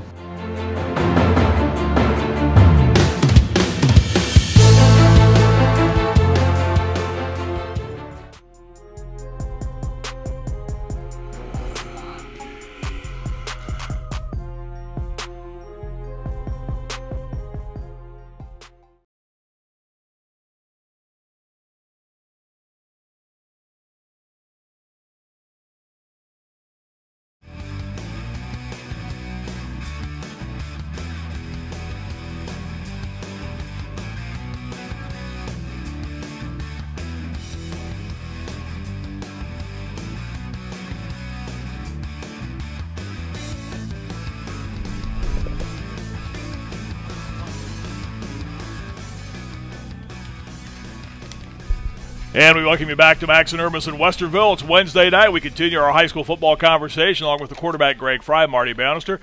If you want to send us questions, comments, talk about your favorite high school football team, we had a lot of great response already in the program tonight. Facebook Live, YouTube, and Twitter is where you can find us. And we'd love to hear from you talking high school football as we go to week number 5. As I mentioned, just a slew of huge games coming up this Friday night. One of them involves this gentleman's football team. He's Brian White, the head coach at Hilliard-Davidson. The Wildcats on Friday night will play host to the defending state champs in Division I, the Tigers from Pickerington Central. Big week. We appreciate you spending some time with us. Did your daughter's volleyball team win tonight? Yeah, they did, as a matter of fact. Good start. They haven't won too many this year, but they won in 3 games tonight. There you go. That's all that matters. The family's off to a good start this week. We've been talking to a number of players tonight, Brian, about what this week is like for them. For a coach, what's this week like knowing that type of opponent awaits you on Friday night? It's something you've been through before, obviously. Yeah, we have had a lot of opponents that have been the caliber of what Pick Central is this year, and I think we certainly don't have anything mastered, but we know that we have to build the confidence in our kids to let them understand and get them to know that they can go in a game like this and compete. And our kids are they have that grit. Our kids know that they can compete with the best there is, and we may not win, but I know that our kids will give their best effort, and regardless of what the score is, that's all we can ask of them. Talk about your season so far today. You guys you're 4-0. You've had some close ball games. What do you know about your team so far to date? Well, I think we found out last Friday night especially that we have a lot of grit. We have had some close games. I feel like we have played some good teams. I think Hilliard-Darby's a good team. I think Hilliard-Bradley is definitely going to be in the playoffs again this year. I think they're a really good team. And then, a lot of people would say, oh, Olentangy Liberty, they're 1-3 right now or whatever their record is. I know they've won one game, and people would say, oh, they're down this year. And that's not true at all. I think you're going to find that Olentangy Liberty might very well win out this year and probably be in the playoffs as well. I know they have, Westerville Central and both other Olentangys they have to play, but I wouldn't be surprised if they went out and make the playoffs. They had some injury issues, and so for us to come back against them last Friday night when we were down 21-10, I think showed a lot of – we had played terrible in the first half. We had so many penalties and just hadn't done anything right, and our kids kind of regrouped at halftime. We started playing better defense in the second half, and we had been moving the ball the entire game, but we were killing ourselves with penalties, and for our kids to be able to pull that game out, I think shows that maybe our kids have even a little more grit than what I thought they did. Now, I've watched you guys in years past and have seen you guys, win at a very high level, a couple state championships. When you talk about grit, I've seen that in your programs, but how would you define that? Like, why is that so important to your team? Well, I think there's so many intangibles that go into winning at the high school level. It's often more than just talent. You look at a team like Pick Central and you see just an ungodly wealth of talent. It's unbelievable the talent that they've amassed over there.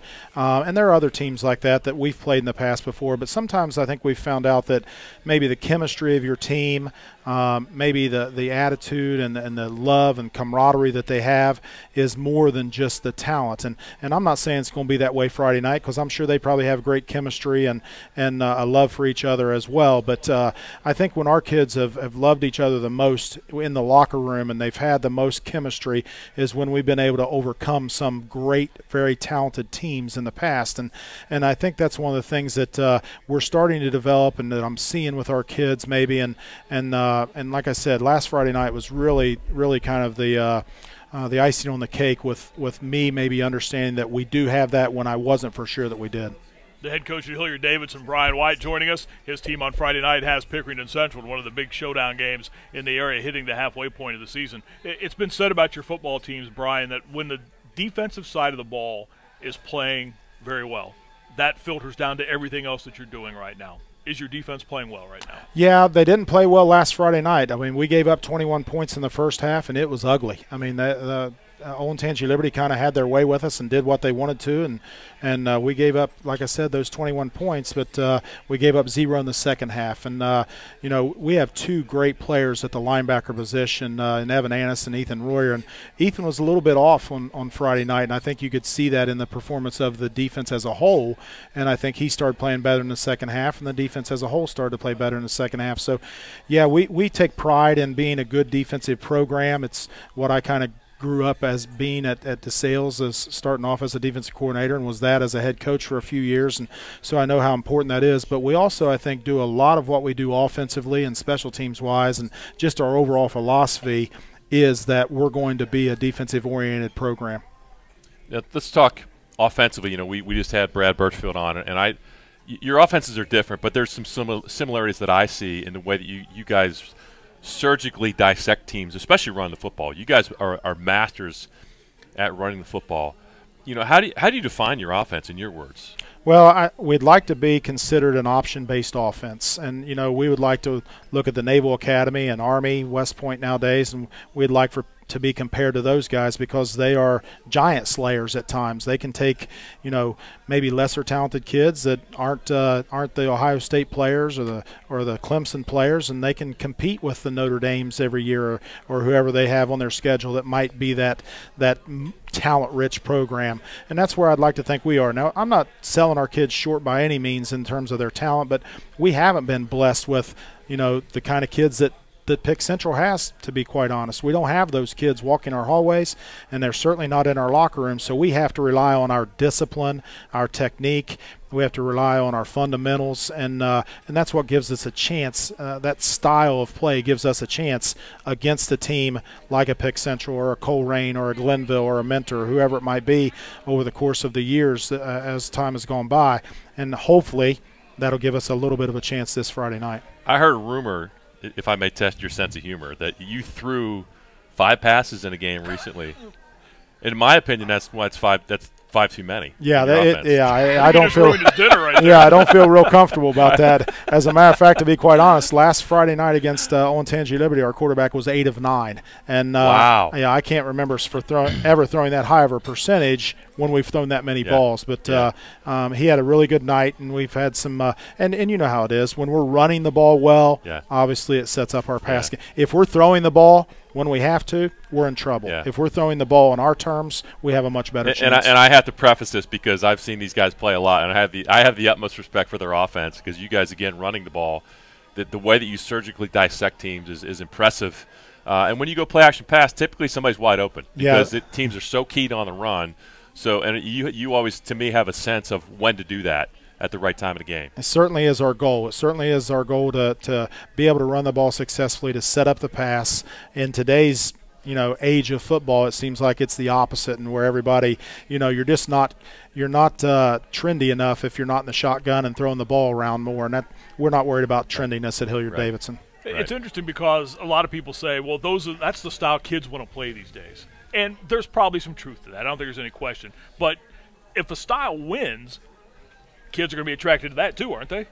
Sadly enough, I think you're right. I think it is a style that I don't even know if it's kids as much as parents want to see their kids doing. And I truly believe that there's parents out there nowadays that would rather see their kid throw the ball 25 times and lose the game than see him throw the ball 5 times and win the game. And it's a sad state of affairs, but I think we live in kind of a selfish society nowadays, and I think that's where we've gotten to at this point, unfortunately. I can concur with that. You're dead on, and that's unfortunate. But you know what, though? Kids remember the experience. They remember the camaraderie. They remember the locker room. They remember the wins. They don't. And 5 years later, I don't think they really care how many times you threw the ball or ran the ball. I don't think kids ever care. They may care only because they got to go home and listen to mom or dad say something, but I don't think the kids care. I think they want to have teammates that they love, like you said, and have camaraderie with. I think they want to win games, and fortunately at Davidson we have kids that buy into that philosophy, and it's an antiquated philosophy, you know that, and it's harder and harder to get kids to buy into it. And we certainly aren't a destination school like some schools around Central Ohio are, where people are dying to move there and they're getting transfers in left and right. That's certainly not us, but again, we'll take the kids we got and we'll coach them up and we'll do the best we can, and that's all we want to do.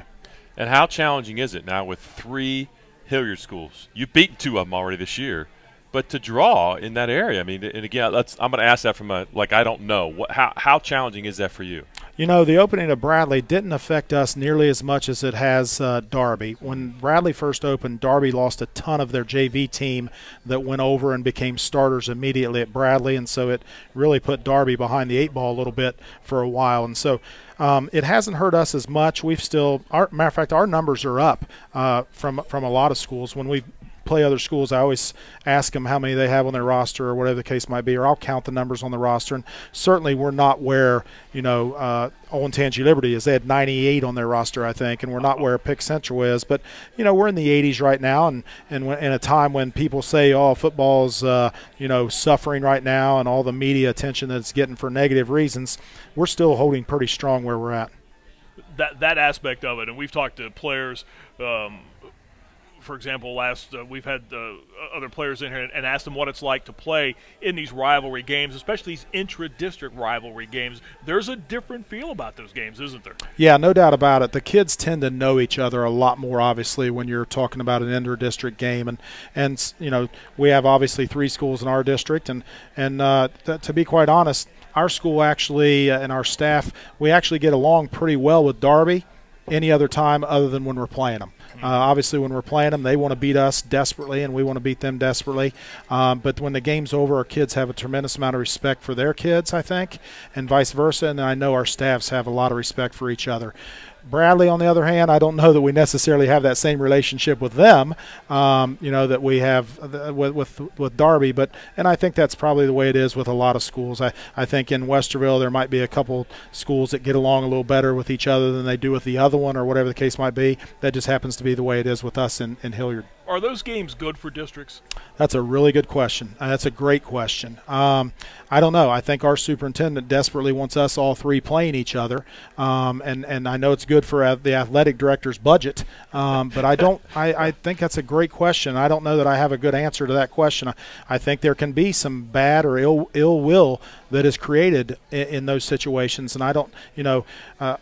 Every district, I'm sure, wants to say, "Hey, we're one district with 3 schools." Well, when you pit each other against some in a sport like football, I don't know that there isn't some ill will created there, and I don't know that you can do anything about it. I know with the realignment of the OCC here in a couple of years, for example, Central, Pick North go to different divisions, and whatever the reasoning is, take it for what it's worth.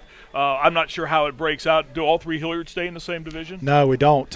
We are actually we're not in the division with Bradley right now. We do go in the division with Bradley, and we'll still keep Darby as a non-league game, I'm sure. But actually, I think we might even have them as one of those crossover games. So we'll still play both of them, but only one of them will be in our division. Right, and that's a good thing, though, to keep those, as you said, to keep those games going, to play those games. Yeah, I think so. Now, again, I think Pickerington somehow they manipulated things so they didn't have to be in the same division, and they have been, I guess, for a few years, and so kudos to them and their opportunity to maybe be in different divisions. But obviously, I think if you talk to people, they would say, oh well, if we're in 3 different divisions, that gives us a chance to win 3 OCC championships for our district. I don't think you can look at it that way, but I think some people do. I want to flip the switch here a little bit and talk about film study, because it's such an important piece of preparation for all coaches. And things have changed in the last couple of years with Huddle. It's all digital, it's all online, it's very easy to do. What I want to know is, when do you get the film from the other teams now? I think there's an OCC rule that says you're supposed to exchange 2 films like on Friday afternoon or something, and then the third one on Saturday morning. Most of the coaches I feel like I got a good relationship with, and whenever they offer it as an exchange to us, or we offer it as an exchange to them, whenever that might be, we'll go ahead and make that exchange. But I don't think we adhere to any specifics. I feel like, like I said, that I got a good enough relationship with most other coaches that, there's never like, hey, you didn't give us the film at this time and we asked for it or whatever. I've not heard that from anyone. Well, what I want to know is, so after Friday night's over, you guys watch the film for that game, Friday night game. When do you start digging into the next opponent? Yeah, we stick around after the game, and we'll stay and watch the film. As a matter of fact, last Friday night, all the coaches came over to my basement, and we watched the film in my basement, and had some pizza, and we'll kind of break it down just a little bit, and then the next morning we'll bring our kids in at 8 o'clock, and we'll watch the film again with our kids.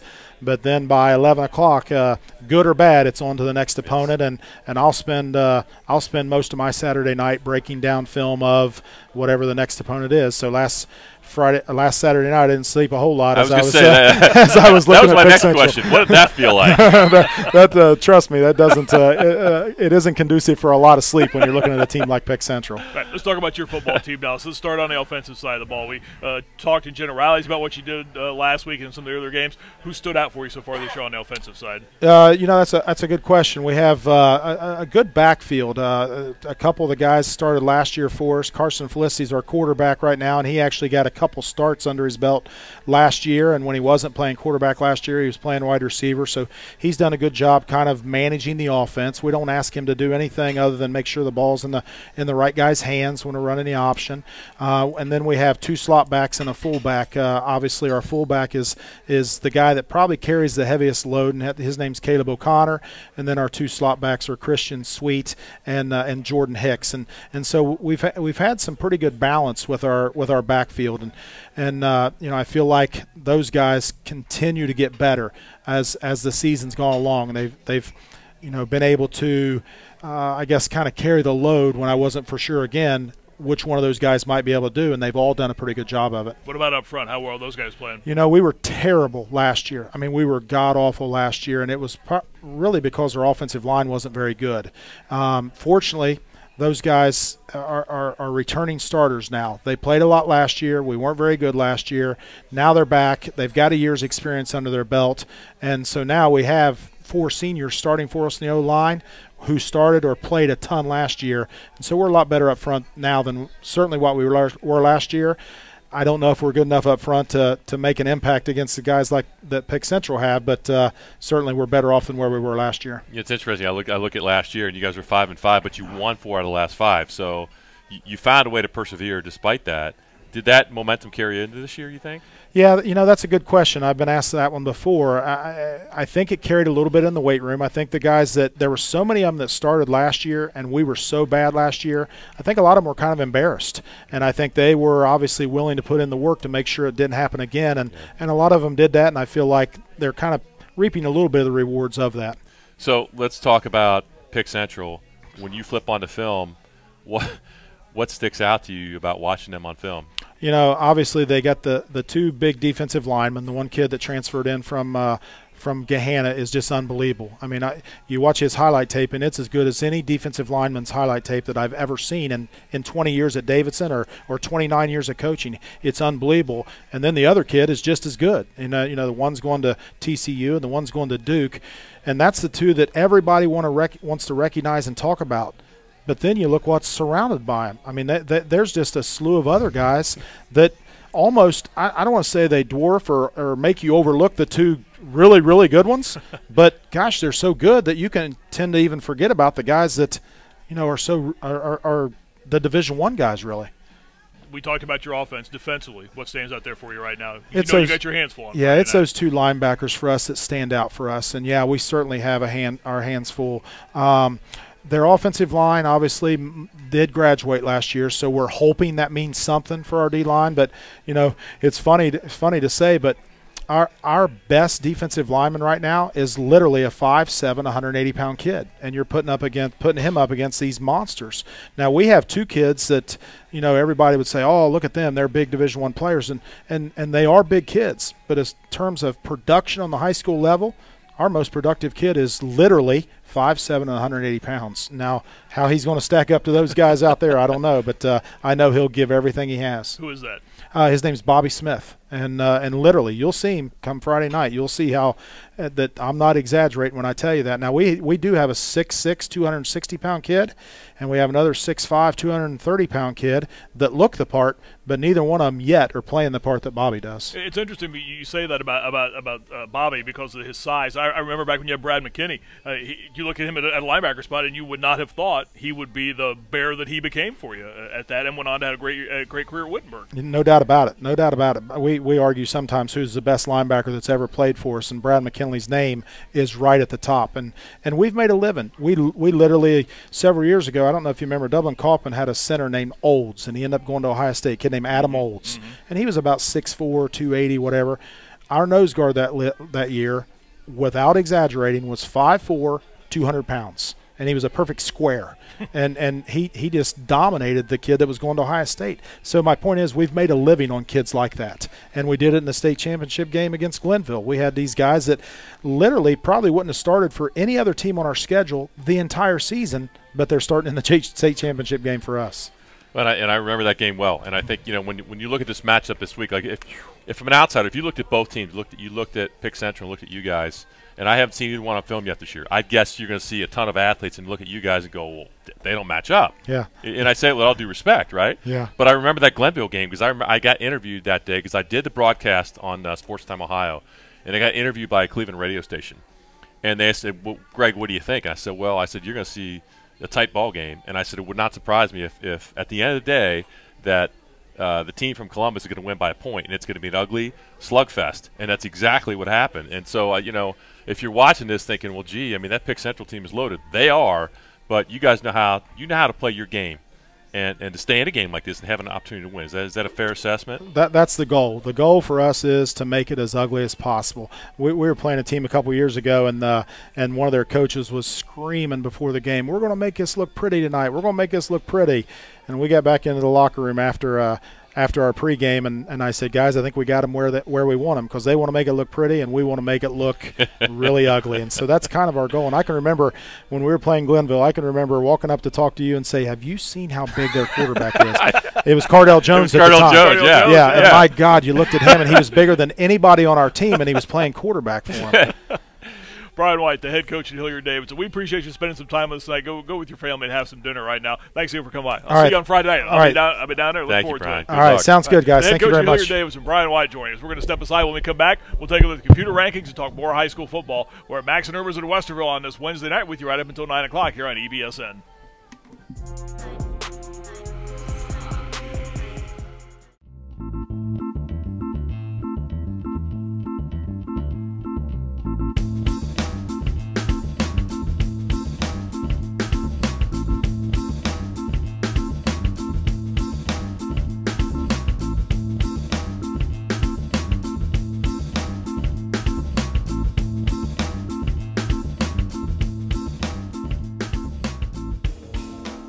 Powerball. Don't get caught without one. The Rivalry, a historic showdown between two great teams and two passionate fan bases. This season, join Germain Honda of Dublin and Germain Honda of Ann Arbor as we relive the greatest moments in the history of the game, with special offers for listeners.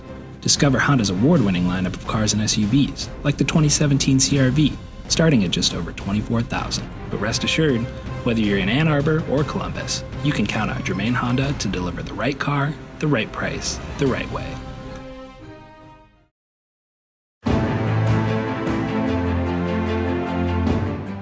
It really is the difference between winning and losing, being able to get your hands inside, defeat blockers, and it works at all positions and all skill levels.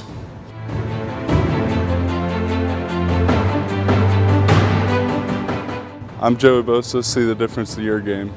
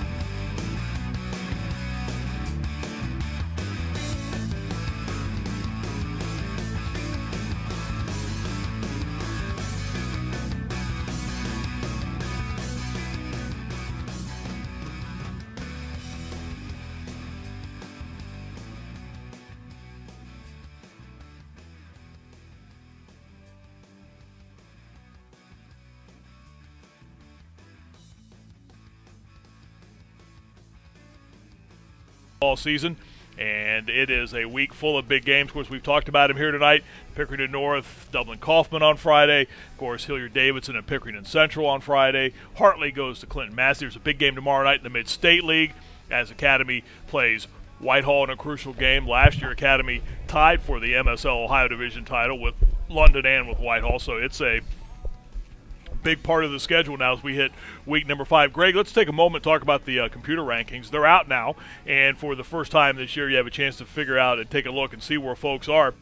The Power Pack region, or division rather, is always Division 1, so everyone's well aware of that. And you look right now in one of the regions in Division 1, Reynoldsburg sits atop that bracket right now at the number 1 spot, followed by Delaware. Again, a name you haven't really talked more about Delaware. Yes. Dublin-Kaufman, Westerville Central, Toledo, Whitmer, Lorain, Upper Arlington, and Gahanna. That's the top 8. And again, the top 8 teams in each region go on to the playoffs. I want to mention a school that's hanging around at number 9 in that region right now. And again, another one of those schools that you don't really talk much about when you think high school football, but that's Thomas Worthington. And for years, that program has struggled to be competitive. And here they are. They're 2-2 right now. Again, there's a lot of football to go. But right now, they're at the number 9 spot in that bracket, with Reynoldsburg sitting atop. Buddy White's got a pretty good football team. Yep. That's an interesting number of schools right there in that top 8. With Thomas Worthington at number 9. And I would say Gahanna probably saved their potentially their season last week with an overtime win, 2 overtime win against New Albany. What a thrilling game! Huge win for them because they really struggled this year. They had a brutal schedule to start the season.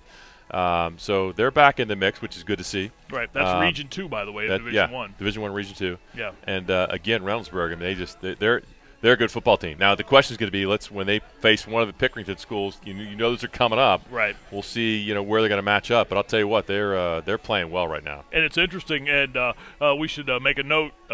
We need to get Delaware on this program at 4-0 right now, up to the start that they're off to right now in that region, Region 2 of Division 1. And when you get to this point of the season, if you've won your first 4 games and you have the points that they have at number 2, and they're number 2 in the region, unless the wheels come completely off your wagon, you've set yourself up pretty nicely the rest of the way out. Yeah, but if you ask the coach that, they're going to say, hey, and they should. That. It should be. Right. We're focusing this week. Right, exactly. But I would agree with you. Yeah. You're not going to fall too far. So you're in good shape. Brownsburg's going to be in the playoffs. I mean, I can't imagine otherwise. Westerville Central, despite losing last week in that game against Pickerington North, still 4th. Yeah. So, and that's and again, if you're not familiar with the way the system works, top 4 teams in each region host in that opening round, and that is so big for all of these schools to get that first round game at home.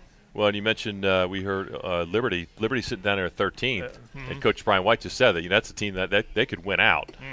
Pretty good football team. 1-3 right now. Yeah, absolutely. 1-3, and they could turn that around. The other part of Division 1 that includes Central Ohio teams is Region 3, and that's where Pickerington North sits atop that bracket right now, followed by a team from over the Dayton area. And I've talked to some folks over in that area. This is a very dangerous football team, Clayton Northmont. That's a football team that's very, very good. They got a lot of weapons on both sides of the football. They currently sit second in that region. And they've been good the last couple of years. They have. I broadcast one of the games. It was 2 years ago, I believe, and it was one of the best offenses I've seen. I mean, they're dangerous, and so I'm not surprised by that at all. And Brian White's team, which we just talked about, Hilliard Davidson, right now number 3 in that bracket, followed by another team from over in that western part of the state, from that greater Western Ohio Conference. That's the Springfield Wildcats in at number 4. That's a very good. They have a lot of talent on that team as well, too. And they do. And come on, tell me what's going on with number 5 there. What am I? Well, am I misreading that? Central. No, they're in at number 5. But again, remember, they played a team from out of the state, and they played a team from out of the country. Well, so didn't we talk about that a couple weeks ago with the OHSAA about how that was they try to balance it out as much as they can. Weighted, right? Apparently, they're not getting much weight. They're 5th in. Well, truckload of computer points waiting tomorrow night, waiting on Friday. That is true. Truckload of points waiting, and they still have down the line. Yeah. Oh, by the way, and Brian's still in the room, so we probably not a reference taking those points. Right. Like I said, oh, by the way, they still got Pickerington North down the road, so there's a truckload of points waiting there as well, too. There are. So I think they're. I don't think they're not going to make the playoffs. I think they're fine. I think. But I didn't expect to see them down that far. Right. Checking in at number 8 is Hilliard Bradley. Checking in at number 9 is Hilliard Darby. So all 3 Hilliards setting themselves up nicely as well, too. So that's Division 1. Looking at Division 2 right now, we'll check and see where the area schools are that show up there. And you have to drop down a couple of divisions to see those. One of those would be in Division 7, or in Region 2, Division 2, Region 7. Checking in at number 4, Walnut Ridge.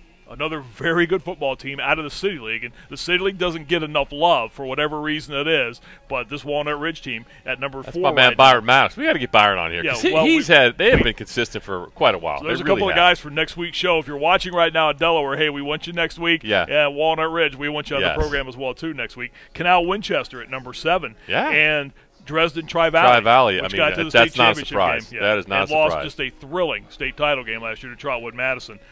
Find themselves at number 8, and that's again in Division 2. That's Region 7. Also hovering around with some points awaiting a very good Licking Heights team. New Albany's at number 14. That's why that game last week was so huge against Gahanna. And checking in at number 15, there's some points waiting for them tomorrow night. That's Whitehall Yearling at number 15. How's Whitehall that far down? Well, whom they beat? They beat a Whetstone team, which didn't give them a whole lot of points. They beat a Northland team, which is behind them in this region. But again, like I said, they've got some points awaiting with Academy tomorrow night as well, too. Dublin Scioto is number 7 in Region 2, in Division 2, Region 8. So they've set themselves up nicely. And number 12, Westerville North. They've got a chance. They have some games coming up. They have Old Tangy Orange coming up down the line. So Westerville North has a chance to make a run at it as well, too. That's Division 2. Division 3, as we continue along here, Sandusky is the top one of the brackets there from the northern part of the state. As we check in at Region and Division 3, Region number 11 is where you'll find most of the Central Ohio teams. Brad Birchfield's Hartley Hawks, number 3 in Region number 11 of Division 3. Eastmore's at number 4. Granville with a huge win last week, knocking off the number 1 ranked team in the state in Johnstown. So big win. Granville at number 5 in that bracket. Marion Franklin at number 8. DeSales, which we had on this program. I got to say, we talked about it before Brad Birchfield came on. God love Brad. When I was corresponding with him to get him on this program, the first thing he said to me when the email came back, now all the coaches you've had on before, and I hope Brian White's not listening right now, but he didn't mention all the coaches. They weren't, yeah. But the ones he pointed out, said you guys had on, they all lost that following week. And he was quick to point out, hey, I'm coming on, but Carl Johnson saved us. That's right, Carl Johnson. Week. Thank you, Carl. Thank you you, saved Dublin us because Scioto. you won. You got it done. Thank you, Dublin Scioto. So that's it. We didn't want that jinx. Come on. I hope Brian White's out of the building right now. All right, Division 4. As we move along here, looking at the computer rankings again, out for the first time. And we invite you to stay with EBSN next week. We've got some special things coming up concerning the release of the high school football computer rankings. Very good Bloom Carroll team at number 6 in Region 15. Licking Valley hovering at 11, and that's not a bad spot to be in. You got a couple of wins, a couple of losses, and they're in the big school division in that Licking Valley League, so they got a chance to pick up some points there. Yeah, St. Clairsville leading the way in that region. Right, going to the playoffs is always has been something that Licking Valley has done year in and year out. Yes, Randy Boffman and that program. Yeah, Randy's done fabulous. I've coached against Randy, and oh man, yeah, that's a very good. Talk program. about a place to go play football. They get after Licking Valley. Yeah, absolutely. That's if you're a visiting team there, you better come with your chin straps on. That's right. Division 5, Region 19 is where the Central Ohio teams reside. Johnstown drops just to number 2 in that region. Amanda Clear Creek is number 3. Academy, which is in at number 7, comes into that region as well too. Reedy is 12th in that region also. Plenty of time to get back up there. Absolutely, atop that region. West Jefferson in Region 20. The Rough Riders stationed right behind Wheelersburg. West Jeff at number 5, Wheelersburg at number 4 in that region. Wheelersburg's going to be in the mix there too. Yeah, absolutely. I mean, absolutely. They've played a difficult schedule. They've not. They come to Central Ohio twice, right? Lost to Hartley, then shut they out beat Watterson. Yeah, so that's they're going to be there because they've got some veteran guys coming back from that championship team from last year. Right. Division 6, as we look at the computer rankings again, which are out for the first time. Leading Region 23 in Division 6, that's Grandview Heights. Yeah, way to go. Let's see, any other area of school, we have to go all the way down to 15 for Newark Catholic in that region. So looking at some of the other ones, those are the local teams in Division 6. Not many local teams in Division 7. You can start getting down to these smaller divisions. Not very many Central Ohio teams reside there. Looking quickly down, Harvest Prep out of Canal Winchester. They're number 1 undefeated in Region 27 at 4-0. Let's see, Burn Union is 7th, also at that Mid-State League. Zanesville Rosecrans is number 9, and those are the Central Ohio teams in those regions as well, too. Again, reminder, we're at Max and Irma's, and this is where you find us every Wednesday night as we talk high school football. He's the quarterback, Greg Frey, Marty Bannister. We want you to stop out at Max and Irma's and try the menu. Max and Irma's, they believe wholeheartedly that good food is cheesy comfort food. And I don't disagree with that at all. They've already started this week the signature mac and cheese entrees, which include veggies, pulled pork, and buffalo chicken. Still to come is the ooey gooey mozzarella burger. I'm gonna tackle that. A half-pound burger topped with hand-breaded fried mozzarella, marinara, parmesan, and fresh basil, just to keep it even. As always, be sure to join the folks here at Max and Irma's every Tuesday night for Kids Eat Free, as well as every Thursday. It's Thank You Thursday, where they get a chance to say thank you to the guests. $5 burgers and endless fries. For more updates, be sure to like them on Max and Irma's Westerville on their Facebook page as well, too. We've talked about some of the big games coming up this Friday, Greg, and is there one that you're really obviously a lot of games you're going to be keeping an eye on, but is there one that really stands out for you on Friday night? I mean, I think it's Davidson against Pick Central. I mean, I think that's a classic matchup. Two teams that are very different in how they operate. And you look at Pick Central, and clearly they're loaded physically, defending state champs. Davidson, who was a team that was 5-5 last year, that's not like them. That's very atypical for a Brian White coach team. So to me, that's it's still early. It's week 5, but that's a huge matchup. And I would also throw the Pick North Kaufman game in there too. Right. That's because to me, this is when you find out who's really the good team.